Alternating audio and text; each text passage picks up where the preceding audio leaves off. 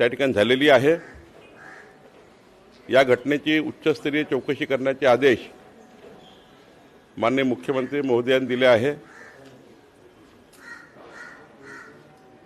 लवकरच आरोग्यमंत्री प्रकाश आंबेडकर, आरोग्य सचिव निपुण विनायक, आरोग्य राज्यमंत्री मेघना बोर्डीकरजी या घटनास्थळी जात आहे। 6 बालकांना तर आम्ही प्रायव्हेट हॉस्पिटलला शिफ्ट केला आहे।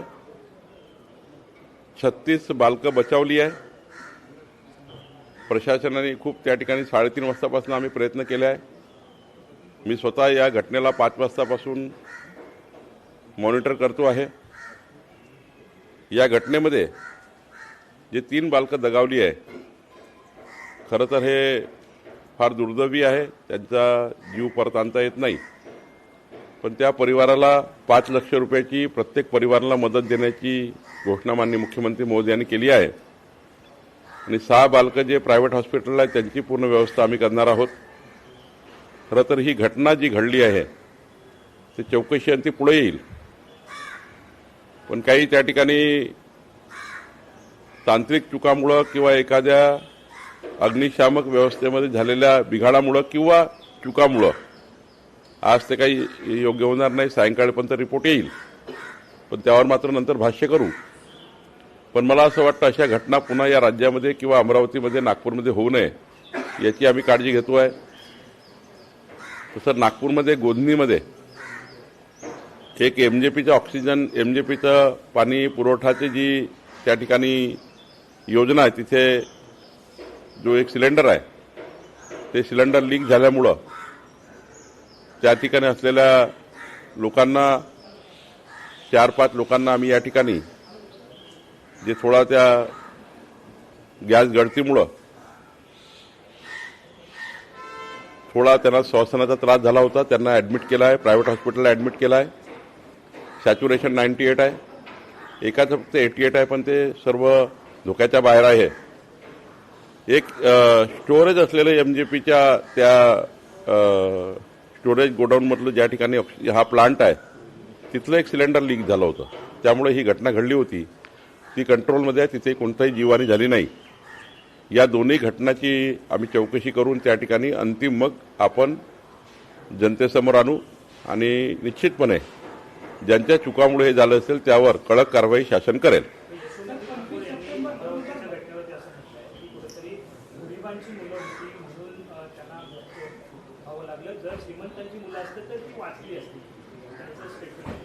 असं आहे, कुठल्या वेळी काय स्टेटमेंट दिलं पाहिजे हे सुद्धा राजकीय नेत्यांना कळलं पाहिजे। त्या स्वतः तिथे पालकमंत्री होत्या, त्यांनी सुद्धा हा विचार केला पाहिजे की अशा घटनातून कुठलंही राजकारण होऊ शकत नाही। चौकशी आणि ते दोषी आहे त्यांना कडक शिक्षा झाली पाहिजे, पण ते गरिबाची मुलं होते म्हणून ते असं झालं तसं झालं हे काही म्हणणं योग्य नाही। गरीब श्रीमंतीचा वाद येत नाही।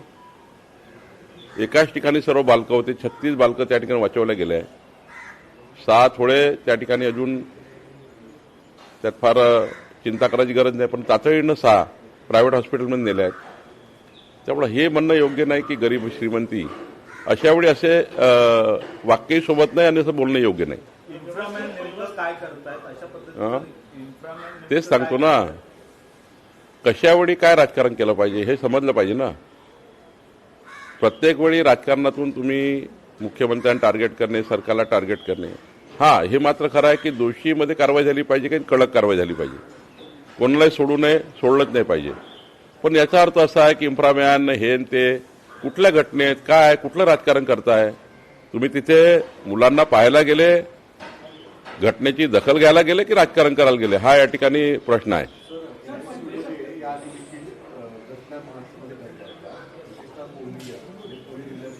भंडारा घडली होती।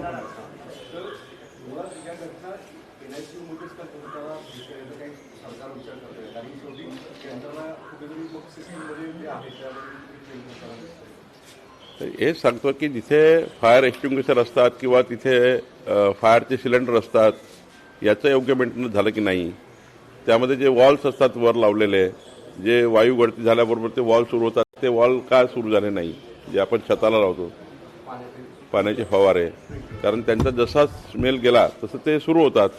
हे सर्व तांत्रिक बाबी आहे. यामुळं ते मेंटेन केले की नाही, ते केव्हा लावले होते, ते कुठल्या कंपनीने लावले, काय केले, साऱ्या गोष्टी आहे. अशा वेळी तर सदोष मनुष्यवधाचा गुन्हा दाखल होतो. जर एखाद्या वेळी तांत्रिक पद्धतीने कुठल्या अधिकाऱ्यांनी चूक करून ते चुकीचे लावले असतील किंवा कॉन्ट्रॅक्टरने चुकीचे लावले असेल किंवा मेंटेन करताना चूक झाली असेल, अशा घटना तर सदोष मनुष्यवधाच्या आहेत. याच्यात काही कॉम्प्रोमाइज नाही आहे. पण नेमकं घटनेच्या मुळात जावं लागेल. भंडाऱ्यामध्ये घटना झाली होती, आम्ही सदोष मनुष्यवधाचे गुन्हे दाखल केले होते. याच्यातही जावं लागेल, पण एकदा चौकशी करून जावं लागेल. 2022ला ज्या रुग्णालयामध्ये जी घटना घडली त्याच रुग्णालयामध्ये पुन्हा ही घटना घडते आणि सेम त्याच पद्धतीचा स्फोट झाला होता व्हेंटिलेटरचा आणि आताही तो स्फोट झालेला आहे आणि तेच टेंडर त्याला दिलं होतं अशी देखील माहिती नाही. भंडारा घटना वेगळी आहे. अमरावतीमध्ये त्याच सप्टेंबर 2022 घटना घडली होती. त्यावेळी एक बालक मरण पावला होता, 2-3 लोक जखमी झाले होते.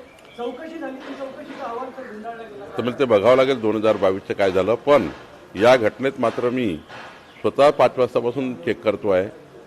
4-5 गोष्टी पोलिसांनी आढळल्या आहे. पोलीस यात कसून चौकशी करताय. आमचे तिथले CP तिथे जाऊन बसलेले आहे. तांत्रिक यंत्रणा तिथे पोहोचत आहे. यामध्ये जर सदोष कोणी व्यक्ती आहे, कॉन्ट्रॅक्टर आहे, अधिकारी आहे, जो असेल तो, शेवटी 3 मुलं जाणं हे काही शोभण्यालायक नाही आम्हाला, कुणाला, तुम्हालाही नाही, मलाही नाही आहे. त्यामुळं सदोष मनुष्यवध आहे का हे त्या ठिकाणी बघावं लागेल. कारण सदोष जर असेल, त्यातून झाला असेल तर मात्र याच्यातून आम्ही कारवाई करू.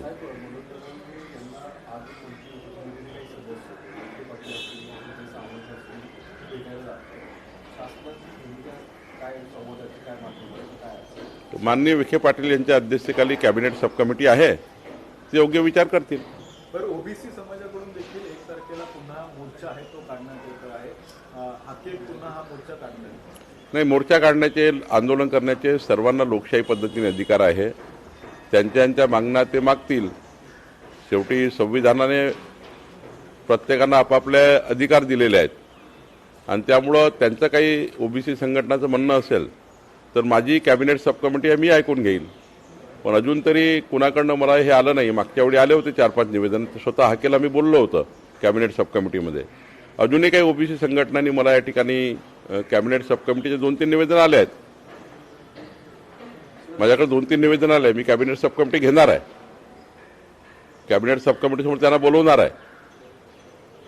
पण अजून काही निवेदन त्यांनी दिले तर मी सुद्धा कॅबिनेट सब कमिटी समोर या सर्व निवेदनकर्त्यांना बोलवून शासन म्हणून त्यांचं म्हणणं ऐकून घेण्याची जी जबाबदारी आहे गव्हर्नमेंटची, ती आम्ही पार पाडणार आहे. इकडे विखे पाटील साहेब मराठा समाजाच्या लोकांचं म्हणणं ऐकून घेतील. मी या ठिकाणी ओबीसी संघटनांचं म्हणणं ऐकून घेईल. कारण या महाराष्ट्रातल्या 353 जातीचा, 18 पगड जातीचा ओबीसी समाज, त्यांच्या वेगवेगळ्या समस्या आहेत.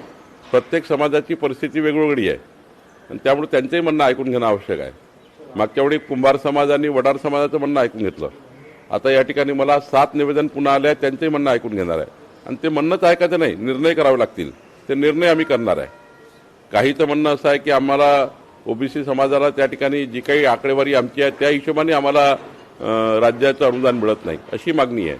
अशा वेगवेगळ्या मागण्या आहेत, त्या पूर्ण करण्याचा विचार आमचा आहे. पुण्यामध्ये ज्या पद्धतीने राहुल गांधी यांनी विद्यार्थ्यांसोबत संवाद साधला, तसाच नागपूरमध्ये नोव्हेंबर एंडिंग किंवा डिसेंबर अशा वेळी हा कार्यक्रम जो आयोजित करण्यात येणार आहे अशी माहिती समजते.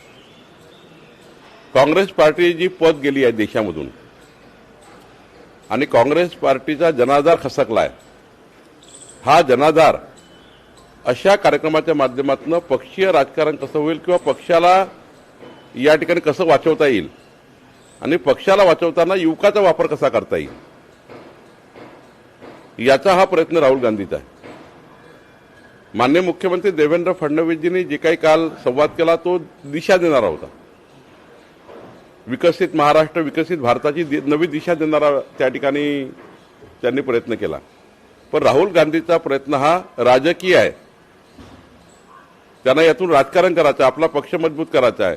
दुर्दैवाने एखाद्या पक्षाला अशी वेळ येतं की युवकांना हातात घेऊन त्या ठिकाणी अशा पद्धतीचं युवकाच्या मनात संभ्रम निर्माण करून त्या ठिकाणी आपली संस्कृती विरासतबद्दल वेगळ्या पद्धतीने मार्गदर्शन करून माथे भडकवण्याचा प्रयत्न विद्यार्थ्याचा युवकांचा होते आहे, हे दुर्दैव आहे. तुम्ही युवकाचे संमेलन घेतले पाहिजे. त्यांना या देशाची विरासत, संस्कृती, सन्मान, आता हा कुठला सन्मान आहे? ह्या काय मार्गदर्शन करणार तुम्ही की आम्ही वंदे मातरमचे 2च कडवे म्हणणार? हे विद्यार्थ्यांना तुम्ही सांगणार आहे? युवकांना तुम्ही सांगणार आहे? युवकांना हे सांगणार आहे का हे राहुल गांधी की आम्ही 2च कडवे म्हणू? वंदे मातरमचे 2 कडवेच म्हणायचे? हा काँग्रेस पार्टीचा आग्रह, हा ठराव हे विद्यार्थ्याला सांगणार, हे युवकाला सांगणार का? आणि त्यामुळं राहुल गांधीचं आंदोलन हे केवळ जे विद्यार्थ्याची जे गुंज वगैरे आहे, ते गुंज त्यांची नाही, विद्यार्थ्याची गुंज नाही, ही राहुल गांधीची गुंज आहे पुन्हा सत्तेमध्ये येण्याकरता. लोकशाही मराठी ऐका, पहा, जागरूक रहा.